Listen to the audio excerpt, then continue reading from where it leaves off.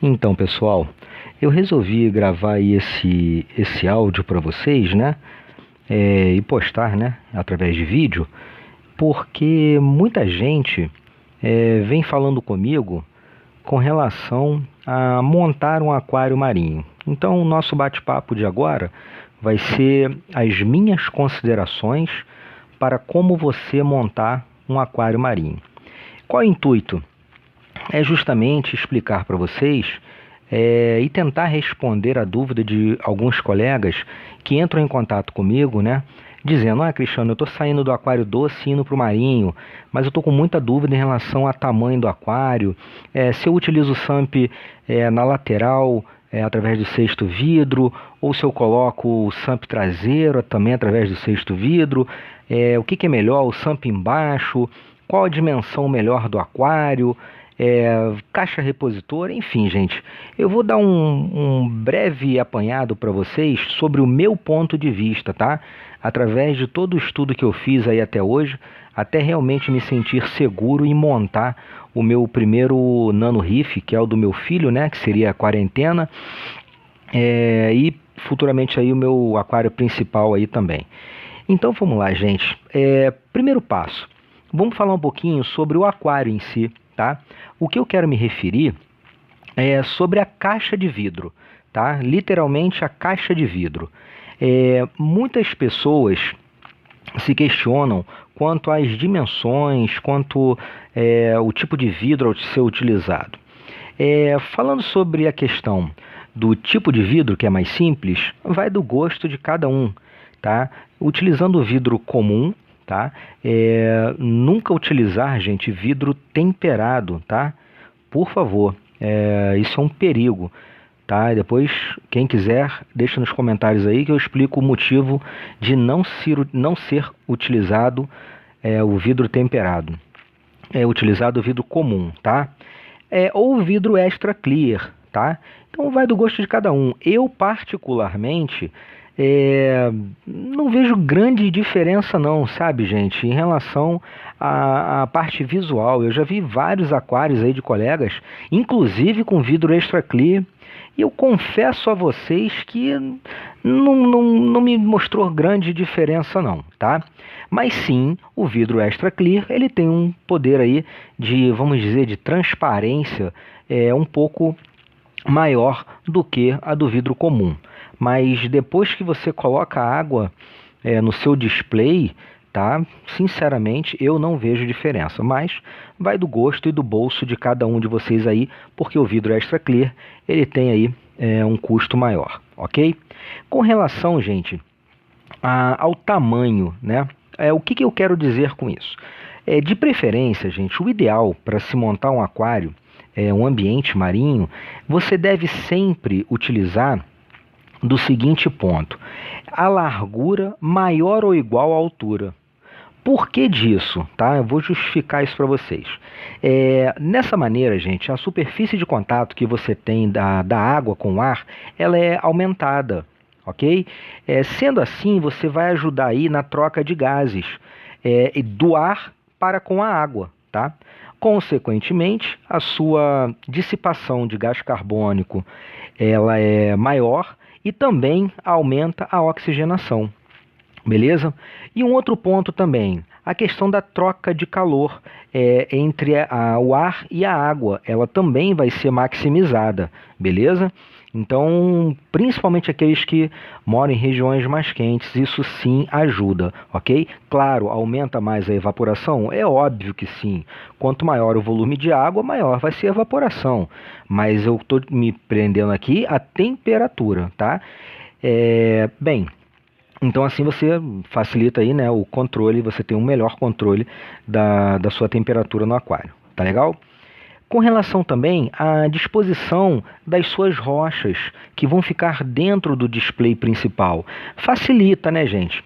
Você tendo uma dimensão maior, você acaba tendo a possibilidade de colocar e fazer um display melhor, né, de um layout melhor com as suas rochas, ok? Podendo assim você empilhá-las e tudo mais, tendo sempre o cuidado, né, com relação ao desmoronamento dessas rochas, tá? Bem, isso é um aspecto, ok? Um outro aspecto também, um detalhe que eu acho bem importante, gente, é com relação àqueles que querem montar um aquário para corais, tá? Ele não pode ter tampa de vidro nem travas na região central do aquário, principalmente, tá? Porque essas, no caso, elas vão dificultar, além da troca gasosa, tá, com o ar, a questão da luminosidade, o par da luminosidade, dos lumens, legal? Então evitem colocar, né, ou evitem não coloquem aquário com tampa, tá? Isso com certeza aí vai diminuir essa questão aí da refrigeração, da troca gasosa, tá, da luminosidade. Isso é um ponto muito importante a gente falar, beleza? Fora isso, gente, eu acho que as considerações em relação ao display estão bem colocados aí, tá bom? Eu vou falar um pouquinho também agora, como eu já falei, né? Com relação à questão dos nanos, né? Porque o nano, cara, é aquilo. É um aquário que fica mais fácil de se montar, é um aquário que fica mais barato, sim, tá? Porém, tem as suas particularidades. Vamos pensar que quanto menor o volume de água que você tem, maior vai ser as alterações que possam vir a ocorrer nesse aquário, tá bom? Então, suponhamos um exemplo básico, você tem um copo de 500 ml e você coloca uma quantidade de 1 grama, por exemplo, de sal. Tá? Você vai mexer, você vai ter ali uma dissolução de sal nessa água. Você coloca essa mesma grama de sal num copo de 2 litros. Obviamente a salinidade vai ser menor do que a do copo anterior. Então, gente, cuidado com essas questões aí dos nanos, tá? Então estudem bem para que vocês possam ter um aquário, um ambiente marinho saudável para os seus animais. Tudo bem? Uma outra questão também quando as pessoas falam, eu quero ter um aquário marinho sem poder gastar muito, tá? Na verdade, eu acho que tudo bem. Eu acho que o conceito é esse mesmo. Dá para você fazer um aquário marinho podendo economizar, tá? Nos equipamentos, por exemplo. Fazer uma economia racional. Ok, gente? Não vamos fazer também uma economia, no dito popular, economia porca. Você comprar equipamentos que não funcionam adequadamente, pesquisem, procurem fóruns, né, vejam com as pessoas mais experientes e tenham essas dicas aí, tá legal? Isso é um outro detalhe aí que eu gostaria de estar chamando para vocês, ok? Bem, dando continuidade aí, a gente pode falar um pouquinho em relação ao seguinte. Toda e qualquer alteração que você venha fazer no seu aquário, ela tem que ser, gente, de forma gradual, ok? E, obviamente, de forma constante. O que eu quero dizer com isso? Por exemplo, a troca parcial de água. Existe uma regra a qual você tem que adotar. Eu vou trocar a água parcial do meu aquário a cada semana, a cada 15 dias, tá? Isso num aquário com a maturação ainda não alcançada. O que significa maturação, gente, do aquário? A partir de 8 meses a 1 ano, após disso, o seu aquário já pode ser classificado como um aquário maduro, né? Com uma biologia já melhor fixada, melhor criada dentro do seu ambiente. Tudo bem? Abaixo disso, né, menos de 8 meses de vida, o aquário, ele vai estar aí ainda numa fase de organização dessas bactérias, né? No crescimento dessas bactérias, dessa biota, tá bom? Na zona, né, do substrato, das rochas, enfim. Então, qualquer tipo de procedimento ele tem que ser gradual e lento. As variações têm que ser bem lentas. Não adianta você, tendo uma temperatura elevada, por exemplo, do seu aquário, colocar, por exemplo, um recipiente contendo gelo, né, e colocar no SAMP, né, de 1 nano, por exemplo. Então, tratando-se de nano reef, gente, tem que ser tudo com muita calma, muita paciência, porque senão vocês certamente virão a ter problema, tá? Então, fechando a questão aí da caixa de vidro, né, do display do seu aquário, ao meu ver, o ideal é que você tenha, no mínimo, um aquário de 100 litros, tudo bem? É, e assim, um aquário eu acho que bem legal, o ideal para marinho seria aí a partir de 200 litros, porque você vai conseguir abrigar inúmeras espécies de peixe, né? Corais, a quantidade de rocha que você pode adotar e colocar além do display principal. Dentro do display principal também é grande, tá? E as variações elas são menos frequentes aí, com menos intensidade também. Então essa é a minha opinião com relação ao display principal, ok? Bem, vamos falar um pouquinho sobre o SAMP agora, tá? Gente, o SAMP nada mais é do que um filtro do aquário, tá? É um filtro externo, tá? Como se fosse qualquer outro filtro externo que vocês conhecem aí, tá? Porém, ele tem uma diferença considerável, porque ele tem um maior, por ele ser maior, ele vai ter uma maior circulação de água dentro dele, tá? E aí se tornando muito mais eficiente, tá legal? Bem, na prática, né, normalmente o SAMP ele fica na parte de baixo do aquário, né, do display principal, ok? Bem, ele também pode ser lateral, pode ser na parte posterior do aquário, né, acoplado ao aquário, enfim. Uma outra questão também que eu chamo a atenção é com relação aos SAMPs traseiros, por exemplo, junto ao aquário, né, o display principal, do sexto vidro, tá? Que eu me refiro, na lateral do aquário também. Qual é a observação que eu faço? Vocês vão ter um menor espaço para abrigar, por exemplo, mídias filtrantes e colonizantes, menor espaço para você colocar equipamentos necessários para fazer uma manutenção, torna-se um pouquinho mais difícil também, tá? Então eu acho esses contras aí na realidade. E os prós é que você economiza espaço, né? Você tem ali uma boa verificação, um acesso mais rápido, mais prático do SAMP, mais fácil. Então tem alguns prós e contras aí, mas ao meu ver, obviamente o SAMP, quando é feito separadamente do display principal, ele torna-se muito mais funcional, ao meu ver, do que esses outros citados. Tá legal? Bem, uma outra questão também que eu sempre chamo a atenção a vocês, nós temos que ter muito cuidado, independente do SAMP onde for, tá? Seja embaixo do display principal, seja ele separado, mas colocado ao lado, ou em qualquer outro lugar, tá? Não importa. A gente tem que ver a forma a qual ele vai ser montado, tá bom? Existem sistemas a ser feitos, né? Sistema zigue-zague, um sistema linear, né? Um sistema com maiores quedas, enfim, do SAMP. Você vai ter que programar o seu SAMP. O fato é qual? Você tem que ter um SAMP pensando já no dimensionamento do seu skimmer, né? Uma repartição a qual você possa colocar algum tipo de filtro mecânico, por exemplo, Perlon, né? Enfim, um shark bag, se você quer ou não fazer um refúgio, ou também e ter também a questão aí da parte de recalque, por exemplo, tá legal? Então vale a pena você fazer um bom dimensionamento do seu SAMP.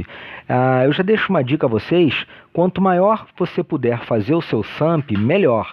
Tá? Você nele vai ter uma maior área de circulação, vai aumentar a oxigenação também para o seu display principal, e aí você vai ter também uma biovida muito maior, né? Uma microbiota muito maior também no seu SAMP, principalmente se você optar aí por fazer um refúgio, tá legal?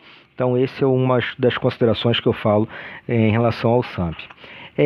Mas eu acho também, gente, o seguinte, que o SAMP externo, ele tem lá seus problemas, tá? Porém, os benefícios eles acabam superando esses problemas, tá? Você vai ter muito mais espaço aí para estar colocando equipamentos, por exemplo, skimmers, reator de cálcio, as mídias que você pode estar colocando, né? Um carvão ativado, caso você queira. A bomba de recalque, ela vai ter que ser dimensionada também, né? Uma potência superior aí, para que a coluna, que vença a coluna d'água para jogar para o seu display. Enfim, os aquecedores você vai poder colocar, né? Ou seja, o SAMP, quanto maior você puder fazer, ao meu ver, ele é melhor, tá? Eu acho que vale muito a pena em relação a isso. E aí, com relação a modelos, foi aquilo que eu falei, tá? Veja aí qual vai ser a sua preferência, mas obrigatoriamente eu acho que você deveria ter, pensando já num espaço para que você coloque o seu skimmer, caso você queira usar skimmer, tá? Existem outros tipos de filtragem aí, por exemplo, o Alga Scrubber, que você pode fazer, um ATS, tá? A gente tem colegas aquaristas aí, por exemplo, o Calvete, ele não utiliza skimmer, tá? Ele tem lá o seu sistema de filtragem através do ATS dele, tá? Da alga chatomorfa. Muito interessante também. Se você vai montar ou não um refúgio, enfim, aí vai de acordo com o que você queira realmente estar adotando, tá legal? Então, basicamente seria aí isso que eu gostaria de estar passando aí para vocês com relação ao skimmer, tá legal? Agora a gente vai falar um pouquinho sobre a caixa de reposição. Nada mais é, gente, do que vamos considerar assim, um aquário menor, né? Que serve para abrigar a água doce que vai repor a qual é evaporada do nosso aquário, tá? Caso a gente não tenha a caixa de reposição, não utilize caixa de reposição, certamente em poucos dias ali o seu aquário vai ter uma salinidade muito alta, tá? Se bobear, a gente compara aí até com o Mar Morto, tá? Como o próprio nome já diz aí, né? Em função da sua salinidade ser tão alta, né? Que ele é considerado morto, porque nenhum organismo vivo consegue sobreviver lá, tá legal? Existem tipos de caixa de reposição que são feitas ali com boias mecânicas, tá? Eu particularmente gosto muito, eu utilizo essa boia mecânica em função do relato do Alberto Bacelar, tá? Ele já utiliza isso há anos e raramente ele teve problema quanto a isso. O problema que ele já teve, como ele mesmo descreve em um dos vídeos, é com relação à falta de manutenção que não foi feita, né? Realmente ele não fez uma manutenção adequada com relação à colocação de suplemento para repor no aquário. Foi cristalizado ali na boia e aí ela entupiu e aí obviamente a salinidade dele aumentou um pouco. Mas fora isso, gente, funciona perfeitamente. Comigo aqui, eu faço a manutenção nela a cada 3 meses, tá? E a manutenção é simples, eu pego apenas uma haste flexível com cotonete e passo na extremidadezinha da boia, né, onde tem uma borrachinha de vedação, e ponto. Em menos de 10 segundos eu faço essa manutenção, tá? Mas existe também as boias eletrônicas, tá? Que também são feitas e, assim, ainda existem aquaristas, até podem ser experientes aí, eu não sei, realmente não tenho como afirmar, que repõem água doce aí na própria mão, tá? Então eu não acho isso seguro, acho complicado. Com relação às boias eletrônicas, vai do gosto de cada um, tá? Já vi relatos também com problemas de boias eletrônicas, então fica a critério aí de cada um fazer o tipo de boia, né? A controle da água cair dentro do SAMP para repor essa água evaporada, tá legal? É importante vocês também fazerem já, gente, um dimensionamento adequado para essa caixa de reposição. Não adianta você ter um aquário de 200 litros e fazer uma caixa repositora de 1 litro só, tá? Então faça uma caixa de reposição maior que você puder. Eu já aconselho, sugiro a vocês fazerem no mínimo uma caixa de reposição aí para um aquário por exemplo, de 100 litros, faça uma caixa de reposição de 30 litros aproximadamente, tá? Dá para fazer no SAMP, né? Coloca uma caixa legal, uma caixa alta, coloca isso direitinho lá e faça uma quantidade razoável, porque vocês não vão ter dor de cabeça com relação à salinidade aumentada no aquário de vocês, sendo pego desprevenido porque acabou a água de reposição. Tratando-se um pouco aí de água de reposição, ao meu ver, a água de reposição, gente, ela tem que ser a mais pura possível. Então, invistam num filtro DIRO, tá? Vale muito a pena vocês realmente terem essa água deionizada e também passar por um processo de reverso osmose, tá? Certamente vocês não vão ter dor de cabeça aí. É só vocês fazerem a manutenção adequada do filtro de vocês que vocês não vão ter dores de cabeça aí não, tá legal? Isso aí é um pouquinho da caixa de reposição, beleza? Bem, uma outra questão seria em relação ao móvel, né? Então vamos falar um pouquinho sobre móvel. Gente, o móvel tem que ser um móvel resistente. Não adianta fazer, vou colocar em cima do móvel que eu tenho na minha casa, de MDF e tal. Gente, cuidado, né? Um simples 2, 3 milímetros que seja, que esse móvel possa vir a ceder, por exemplo, no meio, onde grande quantidade de móveis eu vejo cedendo, no meio do aquário, né? Pode vir a trincar o vidro do aquário de vocês. Então vai ao investimento todo que vocês fizeram num display principal em função de uma economia do móvel também, tá? Então muito cuidado na confecção do móvel. Pensem também no móvel com relação ao dimensionamento do mesmo. Lembre que você terá que ter ali um móvel resistente para sustentação do peso do aquário de vocês, pensando no aquário já montado, ok? Com a água, com substrato, com rocha, com seus animais lá dentro, enfim. E caso você opte também pelo SAMP inferior, né, o SAMP externo, vocês têm que fazer uma altura de um móvel satisfatória, tá? Se vocês forem utilizar um skimmer, por exemplo, observe lá pelo fabricante qual é a altura desse skimmer, porque às vezes você faz um móvel muito baixo e você vê, vou fazer um móvel com 50 centímetros de altura, por exemplo, né? E vai fazer um aquário aí que precisa de um skimmer que varia de, não sei, 400 a 800 litros hora. Esse skimmer já deve ter aí uma altura de 47 centímetros, por exemplo. Como é que você vai conseguir tirar a tampa, o copo, né, do seu skimmer, por exemplo, para fazer a limpeza?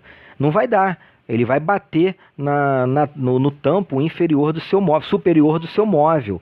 E aí, meu amigo, um abraço, né? Você fez um dimensionamento errado do seu móvel, ok? Então optem a fazer um móvel que contemple caber todos os equipamentos que você queira colocar dentro do seu skimmer com folga para manutenção.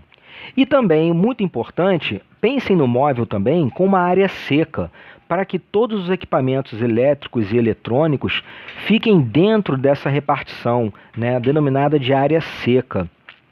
Uma outra dica que eu dou também para vocês é fazer um móvel aí com portas bem fáceis de, por exemplo, de abrir, ou que sejam aquelas portas retiradas, tá? Elas são móveis, elas são fáceis de retirar e colocar, tá bem? Isso é importante também vocês estarem sendo atentos a isso.